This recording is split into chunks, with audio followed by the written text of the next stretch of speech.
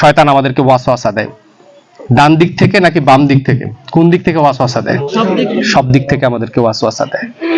আমাদেরকে পরিবার, আমাদের সংসার, আমাদের সমাজ, আমাদের রাষ্ট্র, নানা দিক থেকে আমাদেরকে ওয়াসওয়াসা দেবে। ইসলামী আন্দোলনের বায়াত আমাদেরকে সুদৃঢ় রাখবে। আমরা বায়াত গ্রহণ করার সময় একটি আয়াত পাঠ করার মধ্য দিয়ে আমার জীবনের কোন দিককে আমি অবশিষ্ট রাখি না। ইন্না সলাতি ওয়া নুসুকি ওয়া মাহইয়ায়া ওয়া মামাতি লিল্লাহি রাব্বিল আলামিন। এই আয়াত তিলাওয়াত করে ইসলামী আন্দোলনের শপথ গ্রহণ করার মধ্য দিয়ে আমি আমার পুরো জীবনকে ইসলামী আন্দোলনের জন্য সঁপে দেওয়ার সিদ্ধান্ত গ্রহণ করি।